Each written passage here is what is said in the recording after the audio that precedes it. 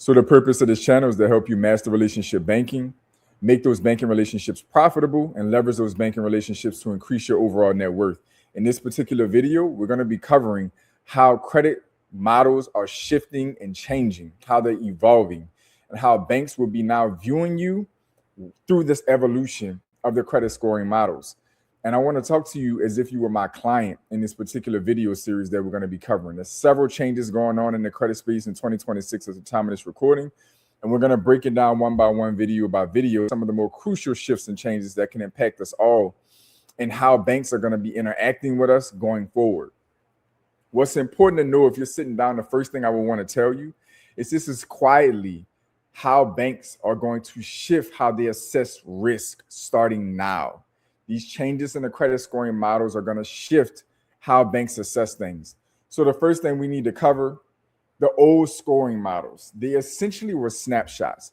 They gave financial institutions and lenders the opportunity to see how you conducted yourself and handled your obligations in particular segments of your financial chapters.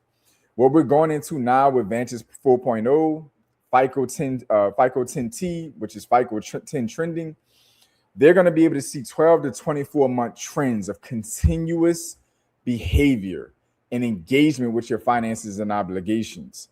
So banks now see balance patterns, stability, and direction. If you're improving or just creeping upward, they're going to be able to see these things now. And it's going to change the game on how they assess risk. So an example would be how you're leveraging your credit card. You have the ability to not use your credit card at all, to max it out, or do anything in between.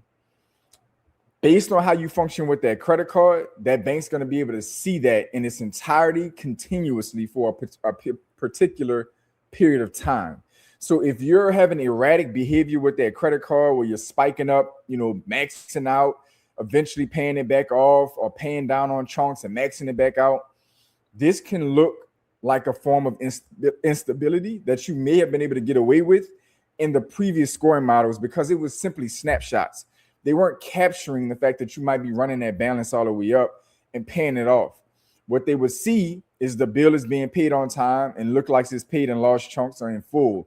Now they're going to be able to track the fluctuations in use case with that card. Changes the game.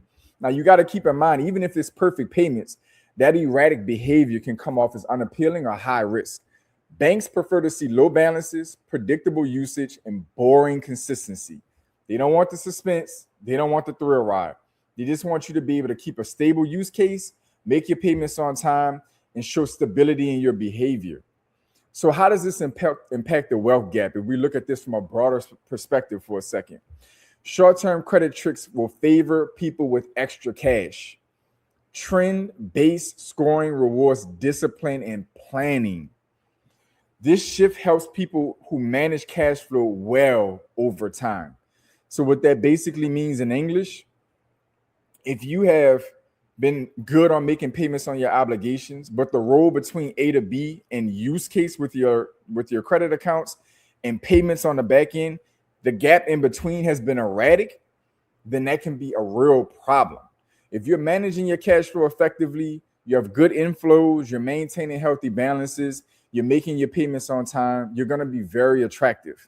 If you are sporadic, if your income is inconsistent, your balances are fluctuating like crazy, then you're going to look risky, and that's going to be not so appealing. So to close this out, a banker can explain why your scores moved. And this is where relationship banking comes into play. Getting a quality banker that can help you navigate these changes in the credit scoring model is the relationship banking benefits that you're looking for. A good banker can explain why your score has moved. A good banker can give context because context matters when trends matter. This is where relationships protect the borrower. That's you. Having a healthy relationship, having a banker that's up on top of these different changes and shifts that can give you context with these trends and can help protect you as a borrower to help you manage your behavior so you continue to look favorable in front of the banks, so you can continue to get access to all of the benefits and resources that bank has to offer. Comment down below and let me know what you think about these shifts and changes coming with FICO and Vantage. how this trended data is going to impact the financial markets, the credit markets, banking relationships, etc. How do you think it's going to impact you based on how you manage your cash flow and your finances? They're going to be including stuff like your banking data as well. All of this is going to start to be incorporated into this picture. And I want you to let me know your thoughts down below. Are you concerned about these changes? Are you right on top of it and you see yourself benefiting from these trends? You'll now finally be rewarded for your great cash flow management. Comment down below and let me know your thoughts.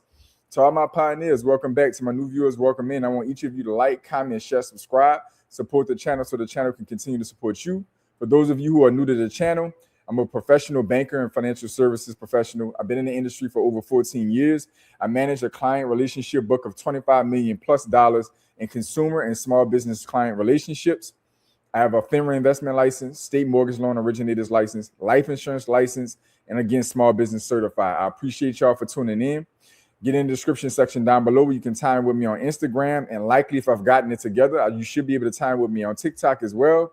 But other than that, I want each of you to stay focused. Stay in motion. I'll see y'all soon.